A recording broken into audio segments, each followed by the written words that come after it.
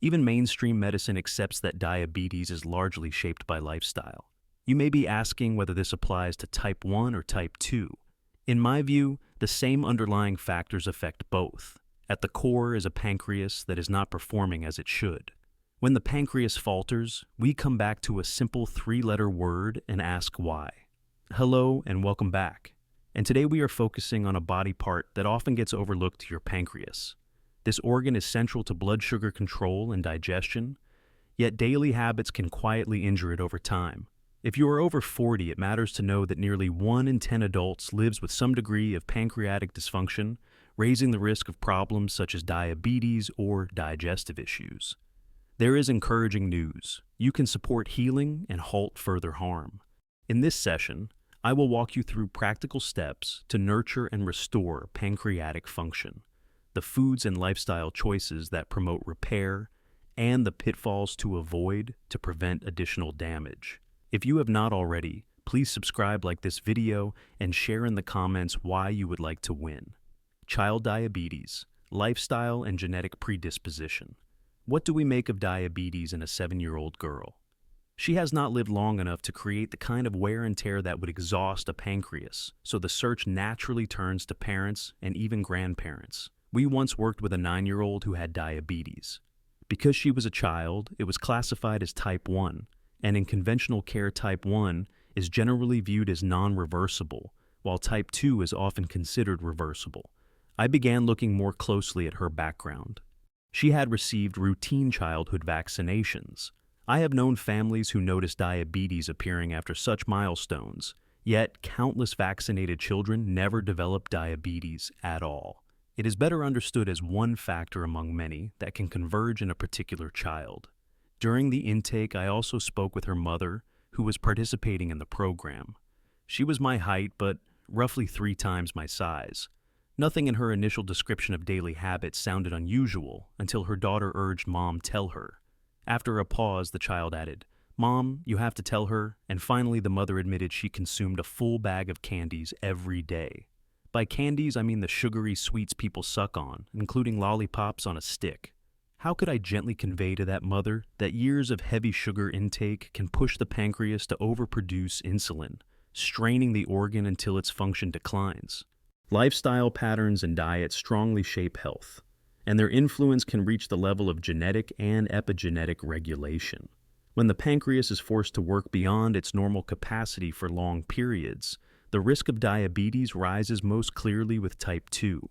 Severe and prolonged dysfunction may leave lasting biological marks. If a parent carries vulnerabilities related to pancreatic function, a child can inherit a predisposition toward weaker pancreatic resilience. Inheritance is not destiny a child born with. That predisposition is not fated to develop diabetes. Rather, the threshold for trouble is lower, and familiar triggers like an imbalanced diet or too little physical activity can more easily tip the scales. In the mother-daughter case, the mother's long-standing dependence on sugar likely contributed to a heritable weakness in pancreatic regulation. Layer that inherited susceptibility with the child's own exposures, dietary patterns, and other environmental influences, and it helps explain why diabetes appeared so early as type 1 in her life. The setting in which a child is raised also matters. When a household normalizes unhealthy eating, children tend to model those choices. Family history, daily habits, and environmental cues often intersect, and it is at that intersection where a young person's risk can either be amplified or reduced. Hormonal regulation, insulin, glucagon, and the high and low blood sugar cycle begin at the body's downtown, the bustling core of life inside each cell. Glucose enters, then moves through a 20-step pathway to be used for energy. For that glucose to be managed properly, the pancreas stands guard, releasing hormones that keep blood sugar within a healthy range. Insulin is dispatched to bring elevated blood sugar down, while glucagon is sent out to lift it when levels dip too low. Together, these two pancreatic signals maintain balance. When meals deliver a steady, gradual trickle of glucose, the pancreas hums along, contentedly issuing small pulses of insulin here and brief nudges of glucagon there. Stability prevails. Trouble starts when food drives blood sugar sky high in a hurry. It is as if the pancreas hears an alarm and rushes out a surge of insulin to push levels back down. That big insulin wave can overshoot, sending blood sugar too low, and now the brain signals for a correction. Insulin release is throttled back, and glucagon is called up to raise glucose again. A sharp drop in blood sugar is hypoglycemia, and dizziness is a common clue. The brain burns far more glucose than most tissues and carries only a very short reserve, roughly enough for a couple of minutes of activity. There is no extra storage space inside the skull, so when blood sugar falls, thinking and focus falter fast, and the body cries out for a quick lift. Inside, glucagon is already working to bring levels up, but the uneasy feeling often drives a person to grab fast sugar. That choice rockets blood glucose back to the top. The pancreas responds with another heavy burst of insulin, and the swing repeats. Up then up again, the loop keeps spinning. Over time, that relentless ping-pong of highs and lows is hard on the pancreas. Constant emergency outputs strain a system designed for rhythm, not chaos. Opposing cruelty to animals and children is easy. It is just as reasonable to oppose cruelty to one's own pancreas. The most deceptive part is how often it happens without awareness. That is the nature of deception. It does not look like a problem while it is unfolding. Recognizing the cycle is the first step toward breaking it, easing the burden on the pancreas and restoring a calmer metabolic balance.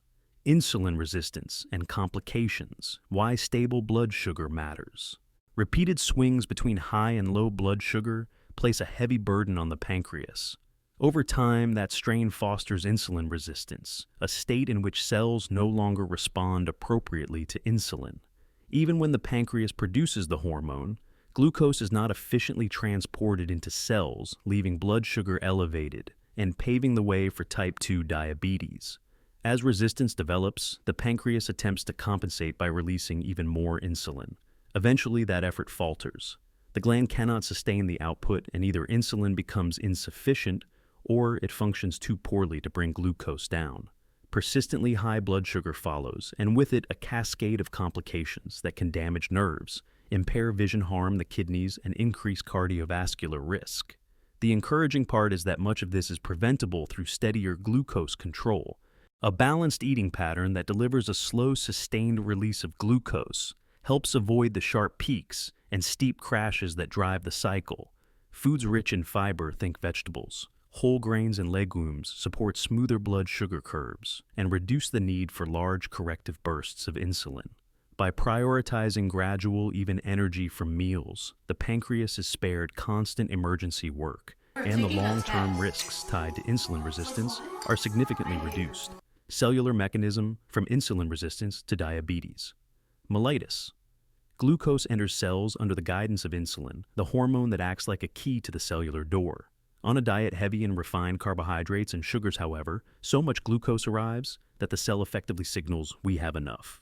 The result is insulin resistance, the earliest stage on the path toward diabetes. When resistance develops, the cell stops responding properly to insulin.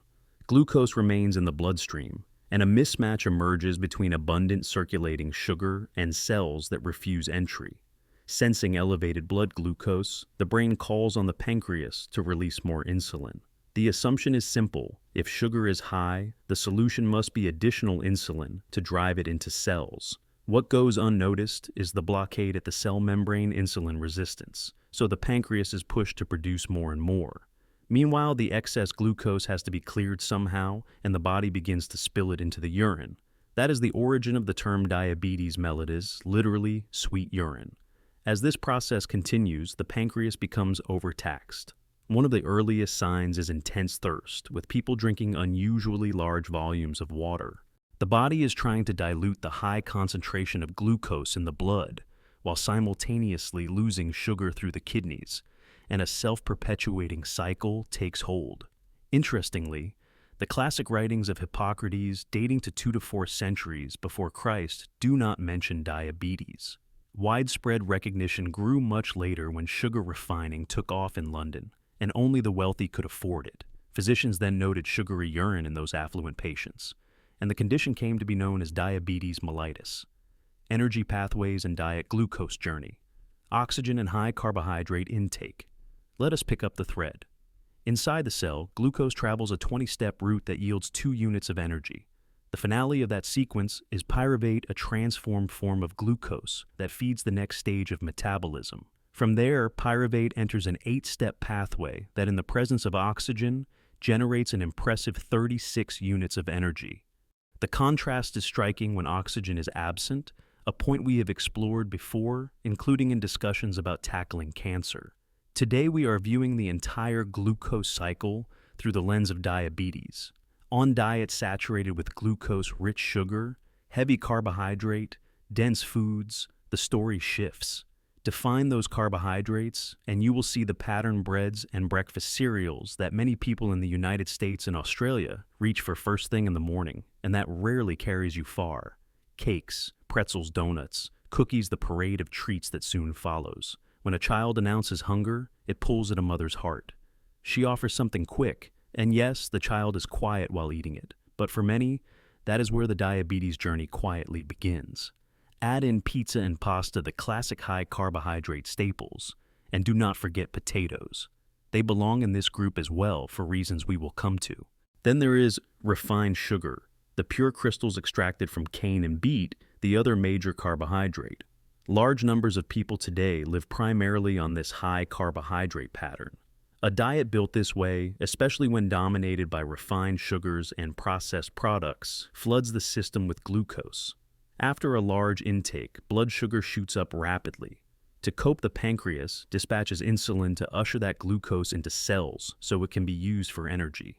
Repeat this surge and response day after day, and cells begin to push back against insulin's signal. That is insulin resistance. Once resistance takes hold, glucose no longer moves efficiently inside the cell, leaving an excess circulating in the bloodstream. In turn, the pancreas strains to produce even more insulin to bring levels down. Over time, the continuous demand wears the pancreas thin. Output starts to falter, and the gland can no longer keep pace with the need for insulin. This is the critical inflection with inadequate insulin. Glucose accumulates in the blood, and type 2 diabetes emerges. As pancreatic function erodes, insulin production lags, further driving chronically high blood sugar that harms the pancreas and other organs in a feedback loop. The body slips into a vicious cycle. Insulin resistance deepens, more glucose builds up in circulation, and the pancreas continues to decline. Eventually, pancreatic performance may deteriorate so far that producing sufficient insulin is no longer possible, a hallmark of advanced type 2 diabetes. Once damage reaches that stage, the destruction within the pancreas cannot be undone, which is why years of a high-carbohydrate regimen, left unmanaged, can culminate in serious complications. Persistently elevated glucose injures blood vessels and nerves, burdens the kidneys, and undermines other vital tissues, accelerating the development of broader health problems. Sweeteners and stimulants, caffeine, sugar, and stevia. When guests arrive at a retreat and drop 3 cups of coffee a day, pounding headaches are common because the change is abrupt. Yet, if the aim is to get on top of diabetes, caffeine needs to stop and refined sugar needs to stop as well. Then come the questions about honey maple syrup and coconut sugars. If the pancreas is struggling, all sweeteners should be used very sparingly until pancreatic function improves. One exception that tends not to provoke an insulin response is stevia, a plant-based sweetener often called sweet leaf. We used to grow it, and the fresh leaves are astonishingly sweet. After meals, my grandchildren would ask Grandma, "Can we have a sweet leaf?" and happily chew the leaf. You can buy stevia as a powder. It is a little refined, but it does not behave like sugar in the body. 1/16 of a teaspoon of stevia equals roughly 2 teaspoons of sugar, which sounds unbelievable. So many people overshoot the dose and complain about a bitter aftertaste. When someone tells me they dislike stevia, I explain that they likely use too much. In the right pinch, it provides a delicate sweetness without that bitterness. Dietary and lifestyle strategies. Supporting and restoring pancreatic health. To nurture the pancreas and potentially undo some harm, adopt targeted shifts in daily habits and food choices. Begin with a balanced pattern centered on whole nutrient-dense foods. Prioritize generous servings of fruits and vegetables that supply fiber, vitamins, and antioxidants. These compounds help calm inflammation and reinforce overall wellness. Leafy greens, brightly colored berries, and cruciferous vegetables, such as broccoli and cauliflower, are especially effective because they deliver concentrated nutrients that fortify pancreatic function. Select lean, high-quality protein to meet your body's needs without overburdening the pancreas. Good options include fish, chicken, turkey, legumes, and tofu. These sources provide essential amino acids that support muscle maintenance and repair. Keep red meat and processed meats to a minimum, since frequent intake can elevate inflammation and place additional strain on pancreatic tissues. Do not overlook healthy fats. Choose predominantly unsaturated fats from foods like avocados, nuts, seeds, and olive oil. These choices assist in reducing inflammatory signals and promote cardiovascular health.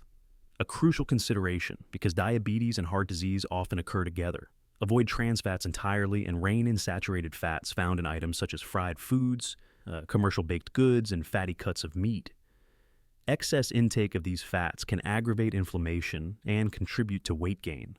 By emphasizing fiber-rich, produce lean proteins and unsaturated fats while limiting pro-inflammatory foods, you create an environment that supports the pancreas and encourages steadier metabolic control. The story of the pancreas is not only about numbers on a glucose chart.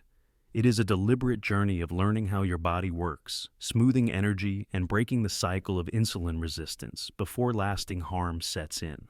When you nourish the pancreas with whole foods rich in fiber, pair them with lean proteins and healthy fats, and step away from refined sugars, stimulants, and ultra-processed carbohydrates, your metabolism gains stability. Your mind feels clearer, and your stamina grows day by day. Start with small, consistent steps. Pay attention to your body's signals and consult a qualified healthcare professional whenever needed. Prevention today is a gift to your future health. If this video helped you, please subscribe to the channel, like the video, and comment with the questions or topics you want covered next. Share this with family and friends so we can build a more informed and healthier community together.